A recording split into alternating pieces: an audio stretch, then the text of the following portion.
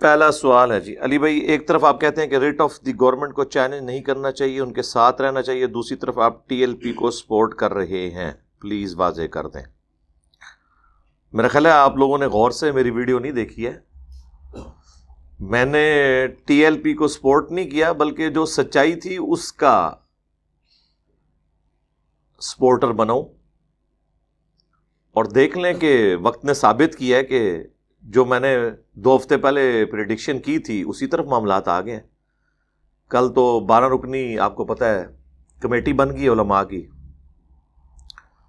اور اس میں سے بھی 2 ایسے وزراء جو بڑے ہارڈ لائنر تھے، جو یہ کہہ رہے تھے کہ جی یہ انڈین ایجنٹ ہیں اور اسی طریقے سے انہیں فارن فنڈنگ ہوتی ہے، وہ سارے وہ ڈھکوسلے پہ مبنی جملے جو ہر مخالف کے لیے بول دیے جاتے ہیں، ان کے لیے بھی انہوں نے بول دیے۔ اور دوسری طرف ہمارے جو وزیر داخلہ ہیں وہ ان تمام چیزوں کا ڈینائل کر رہے تھے، اور اب پرائم منسٹر نے ان دونوں سے ہٹ کے باقی وزراء کے اوپر مشتمل کمیٹی بنائی ہے علماء کے ساتھ بات کرنے کے لیے۔ تو اس بات کا ثبوت ہے کہ ہمارا سٹانس ٹھیک تھا کہ اپنے لوگوں کے ساتھ اس طریقے سے بیہیو نہیں کرنا چاہیے۔ ریٹ آف دی گورنمنٹ کو ضرور قائم کرنا ہے، لیکن گورنمنٹ جب معاملات کو بگاڑ دیتی ہے، بگاڑنے کے بعد پولیس کو تو تختہ مشق نہ بنایا جائے۔ معاملات سیاسی حکومتیں خراب کرتی ہیں اور بھگتنا ریاستی اداروں کو پڑتا ہے۔ جب آپ نے پہلے ان کے ساتھ ریٹن میں ایک معاہدہ کیا تھا، اب اس معاہدے کو اگر آپ وائلیٹ کر رہے ہیں تو مجرم تو آپ ہیں۔ آپ کی سزا پولیس کو یا رینجرز یا فوج کو تو نہیں اٹھانی چاہیے۔ اور دیکھیں، اتنی اخلاقی جرت بھی نہیں ہے کہ پبلکلی آ کے اس چیز کو ایڈمٹ کریں کہ ہم سے یہ معاملہ مس ہینڈل ہوا تھا۔ ابھی تک اسی طریقے سے لیم ایکسکیوزز دیتے جا رہے ہیں کہ جی اس وقت بھی ہم ٹھیک تھے، اس وقت بھی ہم ٹھیک ہیں۔ ایسے تو نہیں ہوتا، دنیا گھاس نہیں کھاتی، دنیا کو پتہ ہے کہ کیا ہو رہا ہے۔ یہ معاملات ہی بالکل غلط طریقے سے ہینڈل کیے گئے تھے۔ اور دوسرا جو سب سے بڑا ایشو اس پورے سینیریو میں ہوا کہ جو فائنل معاہدہ لکھا گیا تھا اس میں فرانس کے وزیر کو نکالنے کا مسئلہ نہیں تھا، بلکہ یہ تھا کہ اس ایشو کو پارلیمنٹ میں پیش کیا جائے گا، اور پارلیمنٹ میں جس بھونڈے طریقے سے اس کو پیش کر کے فوراً ہی اس معاملے کو ٹھپ کر دیا گیا اور غیر معینہ مدت کے لیے اجلاس کو ملتوی کر دیا گیا، اسی سے حکومت کی حکمت عملی کی جو ناقص پن ہے وہ ہم پر عیاں ہو گیا۔ بحث ہونی چاہیے تھی۔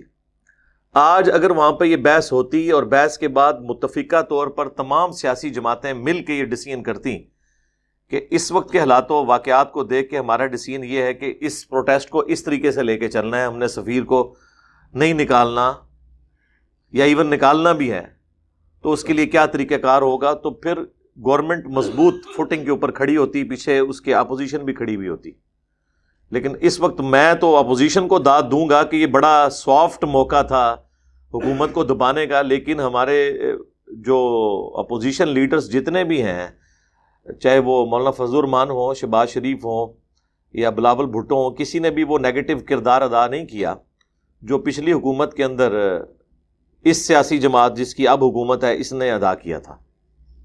اس لحاظ سے تو میں سمجھتا ہوں ان کی میچورٹی کو سلام ہے، ورنہ آپ کو پتہ ہے یہ تو کوئی موقع نہیں جانا دیتے تھے، اور پرانی ویڈیوز اب ان کو اسی طریقے سے ہانٹ کر رہی ہیں۔ اب دیکھیں، رات کو بھی وہ جرگا پروگرام میں سلیم صافی کے ساتھ ہمارے وہ جیلم شہر کے وزیر بیٹھے ہوئے تھے، فواد حسین چودھری صاحب، تو ان کو ساری ویڈیوز پرانی دکھا رہے تھے، اور میں سوچ رہا تھا کہ ان ویڈیوز کا یہ کیا دفاع کریں گے، لیکن انہوں نے کسی ایک کو بات کو بھی ماننے سے یعنی انکار کر دیا، اور وہی جھوٹی باطل تعویلات پیش کی جو علماء پیش کرتے ہیں۔ تو مولویوں میں اور پولیٹیکل لیڈرز میں یہ چیز کامن ہے کہ یہ کتے کو حلال کرنا جانتے ہیں، ٹھیک ہے، لیکن عوام تو دیکھ رہی ہوتی ہے کہ یار یہ اسی طرح کی باتیں جب پہلی حکومت کے خلاف آپ لوگ دھرنوں میں کرتے تھے تو کبھی آپ بجلی کے بل جلا دیتے تھے، کبھی آپ سول نافرمانی کی تحریک چلاتے تھے، کبھی آپ کہتے تھے میں پولیس والوں کو اپنے ہاتھوں سے پھانسی دوں گا، تو یہ قانون کو ہاتھ میں لینا نہیں ہے۔ پھر کئی پولیس والوں کی آپ نے مار کٹائی والا معاملہ بھی کیا، اور پھر پی ٹی وی کے اوپر حملہ بھی کیا، سب کچھ بالکل کلیئر ہے۔ یہ لوگ سمجھتے ہیں کہ لوگ جو ہیں وہ ایجوکیٹڈ نہیں ہیں، لوگوں کو سمجھ نہیں ہے، ہم جس طریقے سے ان کو بھلا پھسلا کے جس طرف لگا دیں گے تو لگ جائیں گے. نہیں, وہ پنجابی میں ایک محاورہ ہے نا کہ ہتھاں نال لائیاں دنداں نال کھولنیاں پیندیاں نے, یعنی ہاتھوں سے لگائی ہوئی گرے جو ہیں وہ پھر دانتوں سے کھولنی پڑتی ہیں. تو اب یہی ہے اس وقت ہو رہا ہے. صرف ہماری پریزیڈنٹ گورنمنٹ خصوصاً ہمارے پرائم منسٹر صاحب ویسے تو کہتے ہیں میں بڑا دلیر ہوں, تھوڑا دلیر بن کے کہیں کہ ہاں اس وقت مجھ سے معاملات مس ہینڈل ہوئے تھے. ویسے تو نجی محفلوں میں تو ان کی اپنی جماعت کے لوگ بھی, باقی ساری پارٹیاں بھی کہتی ہیں کہ اس وقت ہم نے غلط کیا. تو پتہ تو سب کو ہے, لیکن اگر یہ کہہ دیں اور کہیں کہ مجھے اپنی غلطی کا احساس ہو گیا, آئندہ کے لیے ہم اس معاملے کو صحیح کر کے چلیں گے. ہمارا جو سب سے آرگنائز ادارہ ہے پاکستان کے اندر وہ تو فوج ہے. اگر فوج نے اپنی غلطیاں مان لی ہیں, چاہے وہ خود آ کے ڈائریکٹلی نہیں مانی آئی ایس پی آر کے تھرو یا ٹویٹس کے تھرو, انڈائریکٹلی ہمارے پرائم منسٹر صاحب کو یوز کر کے انہوں نے پوری دنیا کے اندر پریس کانفرنسز کے ذریعے کہا کہ ہم پہلے یہ غلط کرتے رہے, نان اسٹیٹ ایکٹرز نہیں ہونے چاہیے, اب یہ FATF کا مسئلہ آ گیا, ہم اب آئندہ کے لیے معاملات کو دیکھ کے چلیں گے, ماضی میں ہماری غلطیاں ہیں اور اس میں صرف ہمارے ریاستی اداروں کی غلطیاں نہیں ہیں, سپر پاورز کی غلطیاں بھی ہیں جنہوں نے ان کو یوز کیا اپنے مقاصد کے لیے. تو یہ ساری کی ساری چیزیں ایڈمٹ کرنے کے بعد اب جب نئی پالیسی بنی ضرب عضب اور رد الفساد کے حوالے سے, تو اب لوگوں کو یعنی تھوڑی امید لگی ہے کہ شاید کوئی معاملات سیدھی طرف جا رہے ہیں. لیکن اسی دوران یہ جو ایپیسوڈ ہوا دھرنوں والا سلسلہ جو 2017 میں شروع ہوا, اور اس ایک ایشو کے اوپر شروع ہوا کہ جس قرارداد یا جس وہ حلف نامے کے اندر جو تبدیلی تھی اس کے اوپر ساری پارٹیوں کے سگنیچر تھے, اس کے باوجود ایک خاص پارٹی کو جو حکومت میں تھی اس کو تختہ مشق بنایا گیا. اب تو آپ کو پتہ ہے وہ ایک آڈیو ریکارڈنگ بھی نعیم الحق صاحب کی رحمہ اللہ, اللہ ان کی غلطیوں سے درگزر فرمائے, انہیں نیک کاموں کا اجر دے, ان کی وہ لیک ہوئی ہے پچھلے دنوں, اس میں بھی کئی ایک چیزیں سامنے آ گئی ہیں. تو اس کے بعد میرے خیال اب اتنا کچھ جب عوام کو پتہ چل چکا ہے تو کوئی حرج نہیں ہے اگر انسان مان لے کہ یار یہ معاملہ مس ہینڈل ہوا تھا, اس وقت ہماری یہ جذباتیت تھی. اس طرح کی اقرار کرنے سے کسی نے پرائم منسٹر صاحب سے حکومت واپس نہیں لے لینی, پرائم منسٹر وہی رہیں گے, اسی پارٹی کی حکومت ہے, ماشاءاللہ لگنا نہیں ہے, کیونکہ ہمارے ریاستی اداروں نے جتنے ان معاملات کو گمبھیر بنا دیا ہے, اب تو اداروں کے اندر بھی لوگوں میں اس چیز کے لیے کوئی پسندیدگی نہیں ہے کہ اب دوبارہ سے فوج جو ہے وہ اس طرح کے معاملات کو آگے لے کے چلے. تو میرا خیال ہے اس وقت ایک عام سٹیزن کی حیثیت سے ہماری ذمہ داری ہے کہ ہم اس پورے معاملے میں کسی توڑ پھوڑ کا حصہ نہ بنیں. یہ تو میں قطعاً نہیں کہوں گا کہ آپ ڈنڈے لے کے تو ریٹ آف دی گورنمنٹ کو چیلنج کرتے ہوئے آ جائیں. کوئی پروٹیسٹ کرتا ہے ایک نارمل طریقے سے وہ کرے, لیکن اگر وہ یہ کوشش کریں گے کہ ہم جو املاک کو نقصان پہنچائیں یا پولیس کے اوپر ہم ڈنڈا بردار چڑھا دیں, یہ جو فائرنگ والا معاملہ ہوا وہ بھی میرا تو پہلے سے موقف ہے کہ اس طرح کا رسک کوئی نہیں لیتا کہ اس طرح کا کام کرے, کیونکہ اگر فائرنگ اس طریقے سے ہوگی تو پھر جوابی بھی معاملات شروع ہو جائیں گے. وہ آپ کو پتہ چلا وہ بیچ میں شرارتی لوگ ہیں جنہوں نے یہ حرکت کی ہے, اور TLP کا اس سے کوئی تعلق نہیں ہے. پھر میرے اوپر یہ اگر کوئی الزام لگاتا نا کہ میں ان کو سپورٹ کر رہا ہوں, تو میرے لیے تو میرے دل میں ان کے لیے اس طرح کے ایکسٹرا آرڈنری جذبات کیسے آ سکتے ہیں, جبکہ 2 دفعہ مرڈر اٹیمپٹ میرے اوپر انہی کے موٹیویٹڈ لوگوں نے کی ہے. میں نہیں کہتا کہ انہوں نے آرگنائز طریقے سے کروائی ہے, لیکن وہ دونوں کے دونوں بندے 2017 اور 2021 والے وہ TLP سے تعلق رکھتے تھے. لہٰذا کوئی اس طرح کی جذباتی افیلیشن کوئی نہیں ہے. میں صرف یہ کہتا ہوں کہ معاملات کو خوش اسلوبی کے ساتھ اور حق اور انصاف کے اوپر مبنی طریقوں پہ لے کے چلنا چاہیے, سچائی کے لیے کھڑا ہونا چاہیے. جو باتیں ہم آج سے 2 ہفتے پہلے کہہ رہے تھے اب وہ ساری ہو گئی نا. اب کدھر گئی ہمارے وزیر اطلاعات صاحب کی وہ پریس کانفرنس جس میں انہوں نے کہا کہ یہ انڈین ان کو سپورٹ کر رہے ہیں, یہ انڈین ایجنٹ ہیں, وہاں سے اکاؤنٹ چل رہے ہیں, یہ کلعدم ہے, دہشت گرد تنظیم ہے, یعنی وہ ان کو لا کے وہ TTP کے کھاتے میں ڈال رہے تھے TLP کو. تو وہ ساری چیزوں سے ریورس ہو گئے نا. تو مذاکرات والا معاملہ کہاں رہ گیا, پیچھے ریورس میں چلے گئے. تو اس کا مطلب ہے کہ انہوں نے مان لیا ہے کہ انہوں نے معاملات کو مس ہینڈل کیا تھا. تو ریٹ آف دی گورنمنٹ کو قائم کرنے کے لیے گورنمنٹ کو بھی ایسی حرکتیں نہیں نہ کرنی چاہیے کہ جس سے ریٹ آف دا گورنمنٹ قائم رہے ہی نہ. جوڈیشری اگر اس قسم کے فیصلے کرے گی جو حق پہ مبنی نہیں ہوں گے اور پھر کہے کہ توہین عدالت نہیں ہونی چاہیے، توہین عدالت تو ہوگی جب آپ فیصلے اس قسم کے کریں گے کہ جو نظر آ رہا ہوگا کہ آپ نے غلط فیصلے کیے ہیں اور شواہد اس کو سپورٹ نہیں کرتے ہیں، تو ظاہر ہے پھر عوام تو آپ کے ساتھ کھڑی نہیں ہوگی۔ حکومت کو بھی اپنی رٹ قائم کرنے کے لیے، فوج کو اپنی عزت بحال کروانے کے لیے، گورنمنٹ کو اپنی رٹ کو قائم کرنے کے لیے ایسی ایکٹیویٹیز نہیں پرفارم کرنی چاہیے کہ جس کی وجہ سے عوام الناس میں ان کے لیے نفرت آ جائے۔ اگر عوام الناس میں نفرت آئے گی تو یہ معاملہ پھر بڑھتا چلا جائے گا۔ اینڈ رزلٹ آپ دیکھ لیں کہ جن ملکوں کے اندر ریاستی ادارے خصوصاً فوج کمزور ہوئی ہے، ان ملکوں کا آپ حال دیکھ لیں، لیبیا کا آپ حال دیکھ لیں، عراق کا حال دیکھ لیں، شام کا حال دیکھ لیں۔ ہمیں تو لوگ یہ سمجھا رہے ہوتے ہیں نا کہ جی اس طرح کے کئی معاملات نہ ہو جائیں، تو جو سمجھانے والے لوگ ہیں ہم ان کو بھی کہتے ہیں کہ آپ ہمارے بڑوں کو بھی سمجھائیں کہ جن کی غلط حرکتوں کی وجہ سے حالات اس طرف چلے جاتے ہیں، ان کو بھی یہ بات سمجھ ہونی چاہیے کہ ہم ایسی کوئی حرکت نہ کریں کہ جس کا اینڈ رزلٹ یہ نکلے۔ اب تو خیر کئی باتیں نکل رہی ہیں کہ یہ پولیٹیکل گینز کے لیے بھی ہوا ہے، یہ بھی باتیں سامنے آ رہی ہیں، بلدیاتی الیکشن ہونے والے ہیں، اور آپ کو پتہ ہے ٹی ایل پی تیسری بڑی جماعت پنجاب کے اندر تھی پچھلے الیکشنز کے اندر، تو یہ بھی خطرہ لگا ہوا تھا۔ تو اس طرح کی کئی ایک باتیں سامنے آئی ہیں جس کی وجہ سے حسن ظن بڑی مشکل سے قائم رہتا ہے۔ اس وقت صرف پرائم منسٹر کے ڈیسیژن سے کچھ نہیں ہونا جب تک کہ ریاستی ادارے بھی پرائم منسٹر کے ساتھ کھڑے نہ ہوں، اور ریاستی اداروں سے مراد میں یعنی اسٹیبلشمنٹ اور خصوصاً ہماری ایجنسیز اور فوج ہے۔ یہ نہ ہو کہ پرائم منسٹر کوئی اور ڈیسیژن کر رہا اور پولیس والوں کی لاشیں میں اٹھانی پڑ رہی ہوں اور ادھر جو ہے وہ ان کے اندر سے خفیہ معاملات چل رہے ہوں۔ ایسے نہیں ہونا چاہیے۔ اس لیے میں تو اس پہ بڑا خوش ہوں کہ پرائم منسٹر نے سارے اداروں کو بلا کے ان کے ساتھ میٹنگ کر کے ڈیسائیڈ کیا۔ ویسے اس میٹنگ کی خبریں جو باہر نکل رہی ہیں وہ بھی کوئی اتنی اچھی نہیں ہے کہ اگر پاکستان کی فوج یا ریاستی ادارے پرائم منسٹر کے ساتھ نہیں کھڑے ہوں گے تو پھر ریٹ آف دی گورنمنٹ کہاں سے قائم ہوگی؟ ایک پیج کے اوپر ہونا چاہیے، ریئل والے ایک پیج کے اوپر فیصلہ کیا ہے تو پھر اس فیصلے کو اس طریقے سے اسٹیبلش کیا جائے۔ ویسے مجھے تو نہیں نظر آ رہا کہ یہ معاملات کوئی اتنی جلدی ٹیکل ہو جائیں گے۔ ایک معجزانہ ہے کوئی معاملہ ہو جائے تو یہ ٹیکل ہو جائیں گے، کیونکہ ان کے لیے بھی زندگی موت کا مسئلہ ہے۔ باقی پولیس سے تو ہمیں 1% بھی امید نہیں ہے کہ ان حالات پہ قابو پا سکتی ہے۔ ہاں، اس کی وجہ یہ ہے کہ پولیس کے پاس نہ تو وہ ٹرینڈ لوگ ہیں، نہ وہ اسلحہ ہے جس کے ذریعے وہ عوام الناس کو روک سکیں، اور پھر عوام، آپ ہزاروں کی عوام کو کس طرح روک سکتے ہیں، کس حد تک جا سکتے ہیں، کتنی لاشیں آپ گرائیں گے؟ دیکھیں لال مسجد کے واقعے سے ہمیں سبق سیکھنا چاہیے۔ وہ چند لاشیں گرائی تھی، پھر 15 سال ہم نے خود کش حملے اور یہ سارے معاملات بھوگتے ہیں۔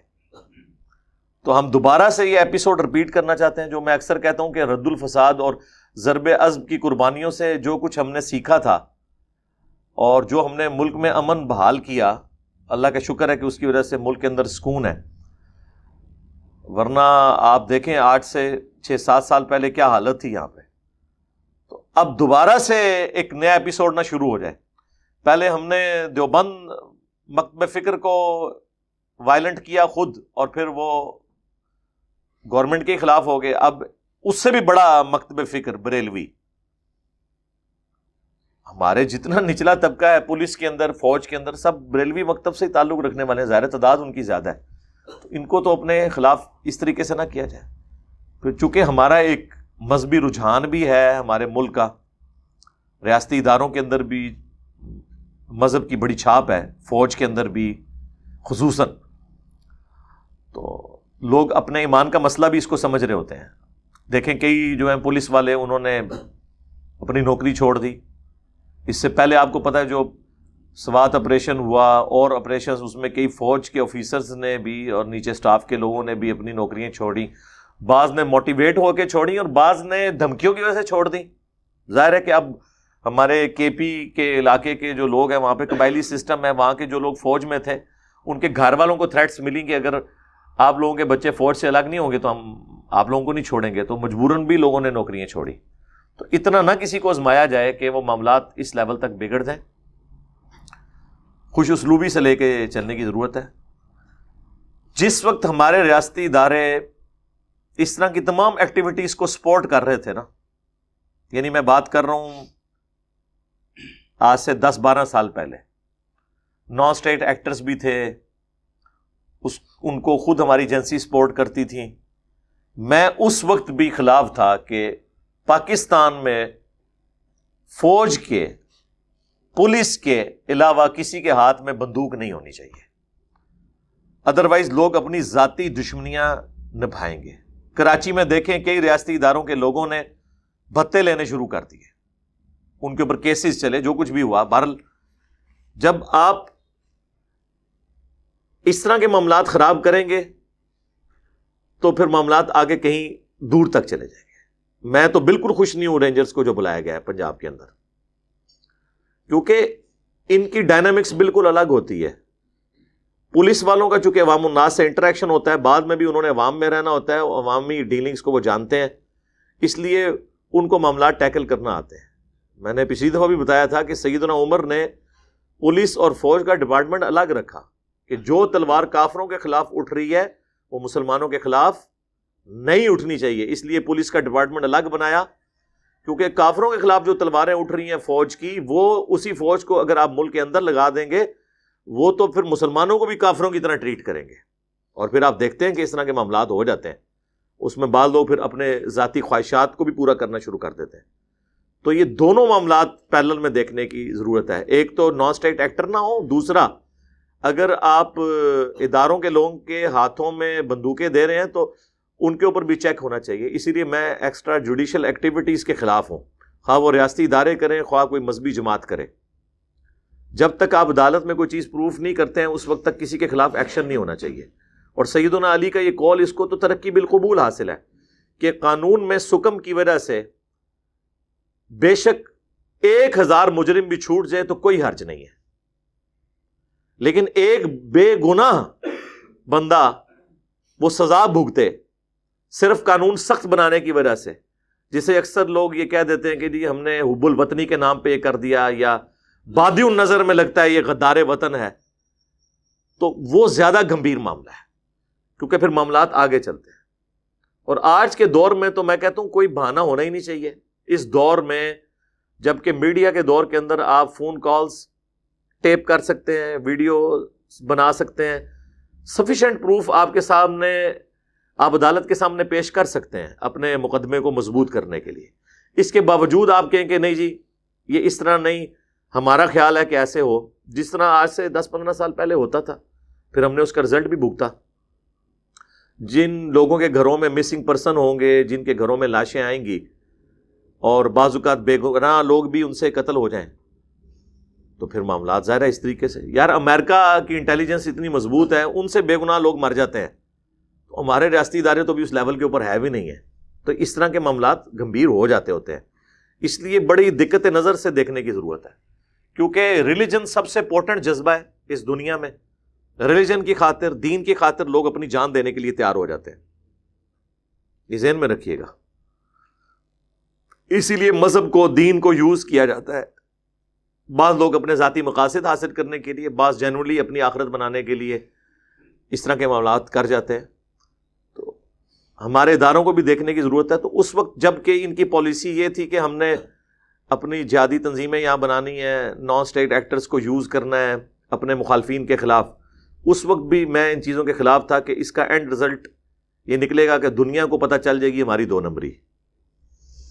اور وہ پتہ چل گئی. FATF اب ایک انہوں نے ہمیشہ کے لیے ایک ایسی تلوار لٹکا دی ہے. اب دیکھ لیں اس دفعہ بھی جو اجلاس ہوا ہے، پاکستان گرے لسٹ سے باہر نہیں آیا. ہم اسی میں خوش ہیں کہ بلیک میں نہیں چلے گئے. ہاں ہر دفعہ اس پہ خوش ہوتے ہیں، شکر ہے بلیک میں سر وہ آپ کو ڈالیں گے بھی نہیں، آپ کو ایسی بند گلی میں نہیں چھوڑیں گے کہ وہ آپ سب کے سب، آپ سے مراد ہم بھی ہیں، کہ سب کے سب خود کش حملہ آور بن جائیں اور ان مغربی قوتوں کے اوپر چڑھ دوڑیں.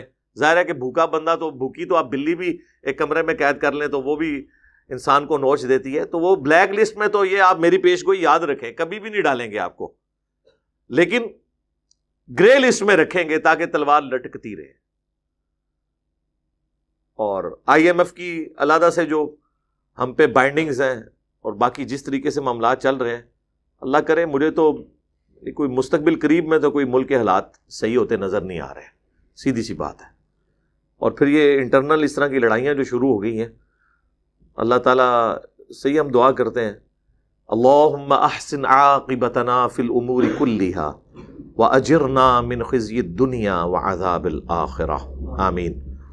تو وہ سوال یہاں سے شروع ہوا تھا کہ سپورٹ کر رہے ہیں. بھائی سپورٹ کسی کو بھی نہیں کر رہے ہیں، سپورٹ ہم کر رہے ہیں سچائی کو. اب اگر پرائم منسٹر صاحب دہشت گرد تنظیم کالعدم ڈکلیئر کرنے کے بعد بھی مذاکرات کر رہے ہیں تو اب آپ پرائم منسٹر کے اوپر بدگمانی کریں گے کہ وہ ٹی ایل پی کو سپورٹ کر رہے ہیں. دہشت گردوں کے ساتھ پھر مذاکرات کیے جاتے ہیں جب آپ ان کو کالعدم ڈکلیئر کر دیں. نہیں بھائی، اسی طریقے سے معاملات کو اپنے لوگوں کو ایسے ہی لے کے چلا جاتا ہے. اور میں آپ کو بتا دوں یہ کالعدم والا بھی ڈھکوسلا ہی ہے. قانونی طور پہ ٹی ایل پی کالعدم ہے ہی نہیں ہے. یہ پتہ ہے آپ لوگوں کو؟ انہوں نے جب پابندی لگائی تھی نا تو آئین میں رول یہ ہے کہ جب آپ کسی جماعت کو کالعدم ڈکلیئر کریں گے تو 15 دن کے اندر آپ سپریم کورٹ میں ایک ریفرنس بھجوائیں گے. اور گورنمنٹ کی یہ اتھارٹی نہیں ہے کہ وہ کسی جماعت کو کالعدم ڈکلیئر کرے، ورنہ تو نون لیگ کی حکومت آ گئی تو باقی ساری جماعتیں کالعدم ہو جائیں گی. پی ٹی آئی کا بس چلے تو ساری جماعتوں کو کالعدم کر دیں. اس لیے آئین بنانے والوں نے بڑی سمجھداری سے کام لیا ہے کہ حکومتیں تو دوسروں کو کالعدم ہی ڈکلیئر کریں گی، وہ گورنمنٹ ریفرنس بنا کے بھیجے گی سپریم کورٹ میں. پھر سپریم کورٹ میں باقاعدہ جرا ہوگی کہ کن بنیادوں پہ آپ ایک پوری جماعت کو کالعدم ڈکلیئر کر رہے ہیں. اگر ان میں سے کسی ایک بندے نے کوئی غلط حرکت کر دی ہے یا کی بھی ہے یا نہیں، اس کو ثابت کریں.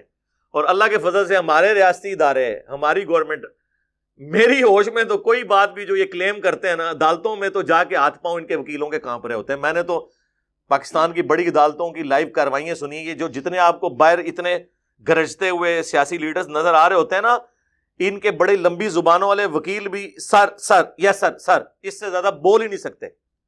یہ باہر سارے بیان دیتے ہیں. عدالت میں تو آپ نے جا کے چیز ثابت کرنی ہوتی ہے. تو 15 دن کے اندر انہوں نے ریفرنس بھیجنا تھا. عدالت نے فیصلہ کرنا تھا کہ یہ جماعت کالعدم ہے یا نہیں. انہوں نے ریفرنس بھیجے ہی نہیں ہے. 15 دن ختم ہو گئے، اور یہ 15 دن ختم ہوئے بھی 6 مہینے ہو چکے ہیں. یہ اپریل کی بات میں کر رہا ہوں. آپ اکثر یہ سوچتے ہوں گے اور آپ سے لوگ پوچھتے ہوں گے کہ ایک کالعدم جماعت کس طرح الیکشن لڑ رہی ہے. سارے الیکشن لڑے نہیں. پیپلز پارٹی سے زیادہ ووٹ انہوں نے لیے ہیں ضمنی انتخابات کے اندر، کئی جگہ پی ٹی آئی سے زیادہ ووٹ لے لیے ہیں. اور لوگ کہتے ہیں یار یہ کالعدم جماعت الیکشن لڑ رہی ہے. سر اس لیے لڑ رہی ہے کہ کالعدم ہے ہی نہیں ہے. وہ حکومتی وزراء اور حکومت کی تقریروں اور پریس کانفرنسز کے اندر کالعدم ہے. قانون میں کالعدم نہیں ہے. چونکہ ریفرنس انہوں نے بھیجے ہی نہیں ہے لہذا ڈیسیژن ہوا ہی نہیں ہے. اب یہ ریفرنس بھیج بھی نہیں سکتے. پھر دوبارہ سے وہ پورا ایپیسوڈ ریپیٹ کرنا پڑے گا، کیونکہ ان کو بھی پتا تھا کہ ہم انہیں صرف تھریٹ کریں گے اور اپنی باتیں منوا لیں گے.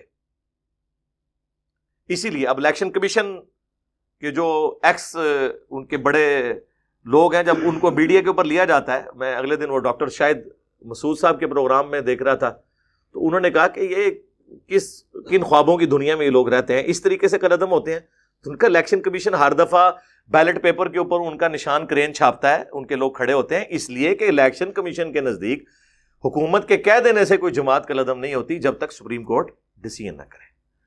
لیکن آپ دیکھیں میڈیا کے اوپر بھی کالعدم کالعدم. تو میں میڈیا والے لوگوں سے بھی کہوں گا کہ تھوڑا آپ شرم و حیا کریں. آپ کہیں مبینہ کالعدم. مبینہ کا مطلب ہے بیان کیا جاتا ہے، ریالٹی میں ہے یا نہیں. ویسے میرے حساب سے تو یہ بھی نہیں کہنا چاہیے. تو مبینہ کالعدم.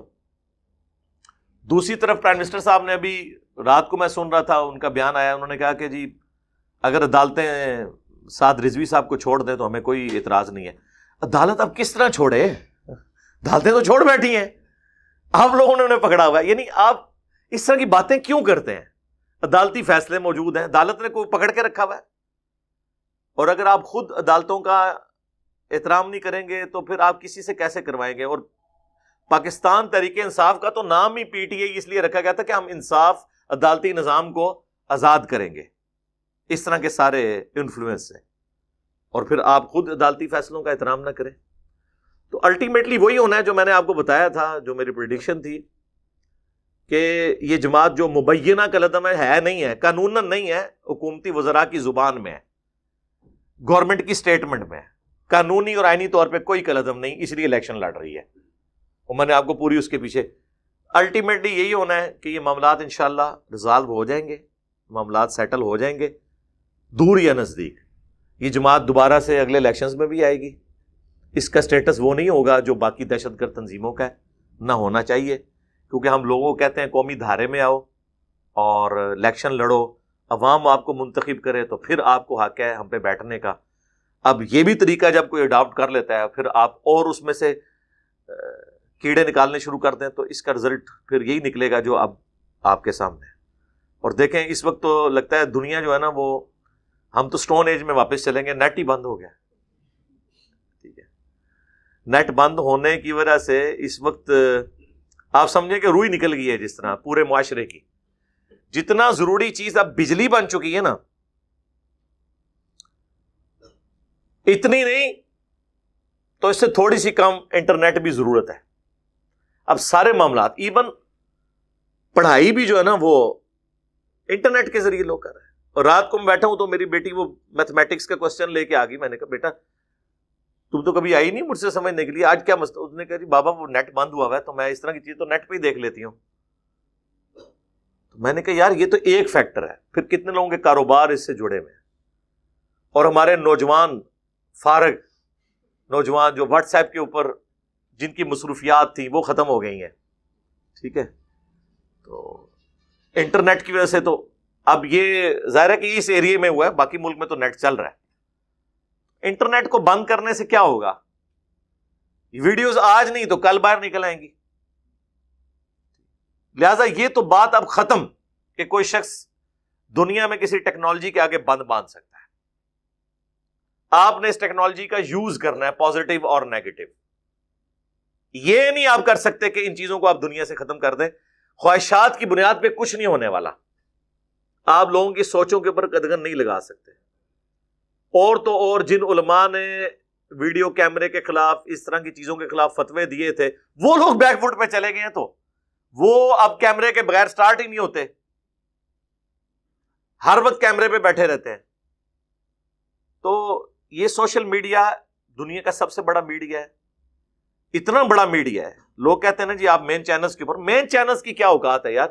جیو کے 10 ملین سے زیادہ ہو چکے ہیں سبسکرائبر، ARY کے 7 ملین کے قریب ہو چکے ہیں، باقیوں کے بھی آپ دیکھیں، لیکن آپ ذرا ان کی ویورشپ دیکھیں کتنی ہے یوٹیوب کے اوپر، ہمارے ایک عام چھوٹے چینل سے بھی کم ہے، کیونکہ لوگوں کا مین میڈیا سے اعتبار اٹھ گیا ہے۔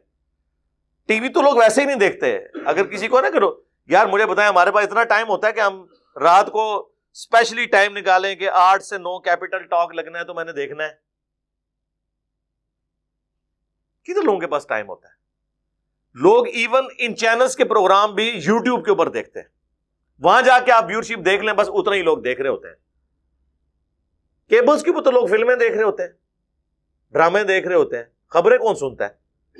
خبروں کے لیے تو ایگزیکٹ 9 بجے فارغ ہونا پڑتا ہے، ایون 9 کے بھی بلٹن کسی نے سننے وہ بھی سوشل میڈیا پہ سنتا ہے، تو ان کی ویورشپ دیکھ لیں کیا ہے۔ اب لوگوں کی یعنی اعتماد اٹھ گیا ہے۔ اس کے اگینسٹ آپ دیکھیں جن صحافیوں نے اپنے چینل بنائے ہوئے ہیں، ان پہ آگے جو بات کرتے ہیں وہ لاکھوں لوگ سن رہے ہوتے ہیں، اور جو ان کے اپنے مین سٹریم کے ٹی وی پروگرام ہیں وہ ہزاروں لوگ دیکھ رہے ہوتے ہیں، کیونکہ ان کو پتا ہے کہ یہاں آ کے یہ یعنی بغیر وضو کے بولیں گے اپنے ذاتی اکاؤنٹ کے اوپر، اور ٹی وی پہ یہ وضو کر کے بیٹھے ہوں گے، یعنی وضو سے مراد میں کہہ رہا ہوں کہ وہ کنٹرول گفتگو کریں گے، اور کس طرح انہوں نے دھوکہ دیا ہوا ہے اپنے آپ کو ایک دوسرے کو۔